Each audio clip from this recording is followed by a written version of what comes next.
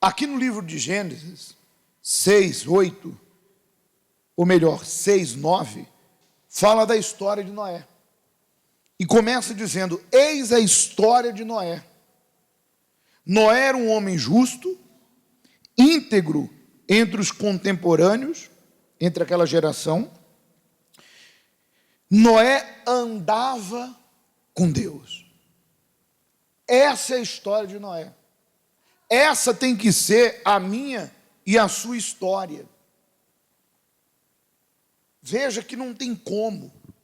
Naquela época de Noé, é aí que a pessoa tem que entender, não havia lei.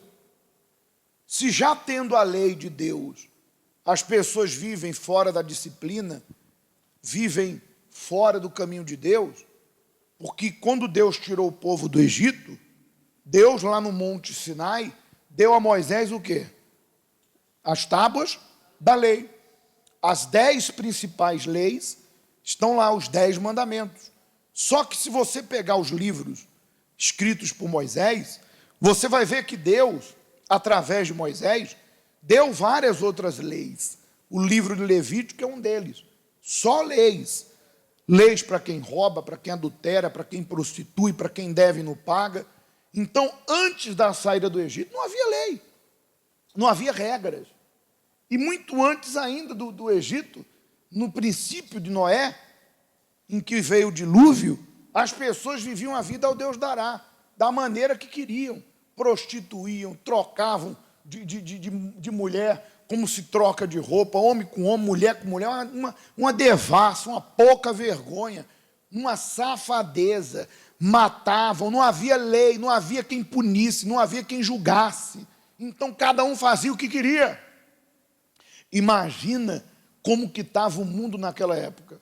O mundo estava tão podre, tão depravado, que o próprio Deus, vendo aquela sujeira, aquela violência, aquela destruição, o próprio Deus disse a Noé: me arrependi de fazer o homem, porque o homem se tornou mal no seu íntimo, no seu interior. E Deus encontrou em Noé o padrão de pessoa que Ele quer.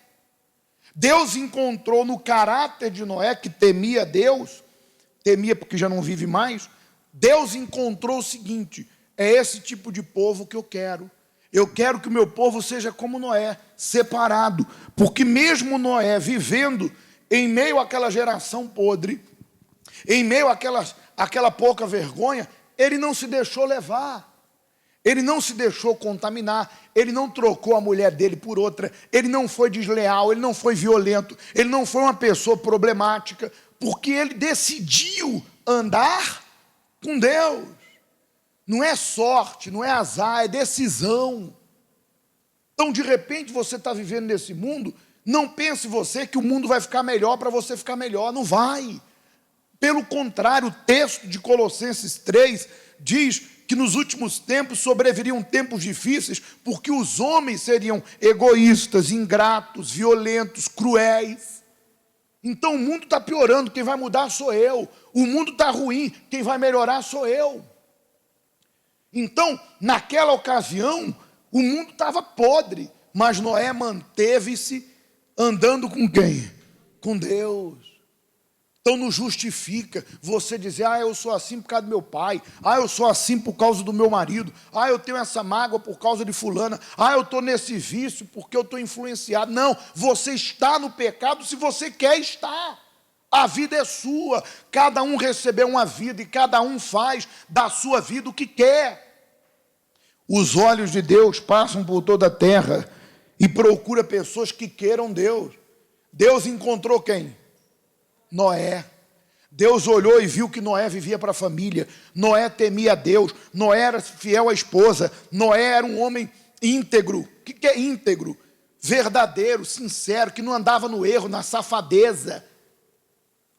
Justo, porque existem pessoas que são injustas, enganam os outros, trai, é mentirosa. É justo?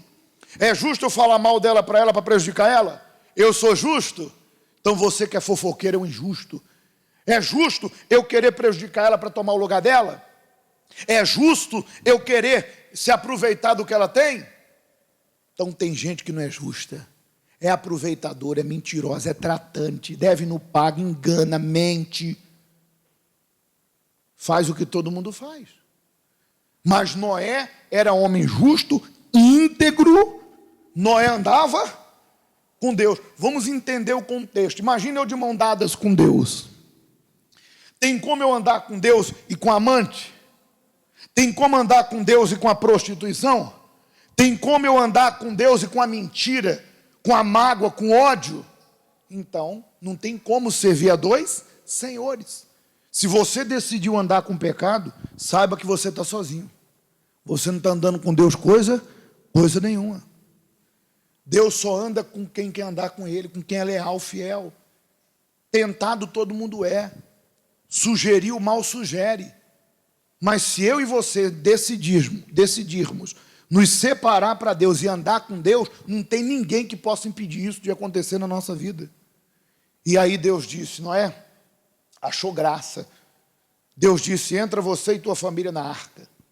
Porque depois que o dilúvio viesse, aquele padrão de cristão, aquele padrão de crente fiel, aquele padrão de homem de Deus, de mulher de Deus, seria a geração seguinte.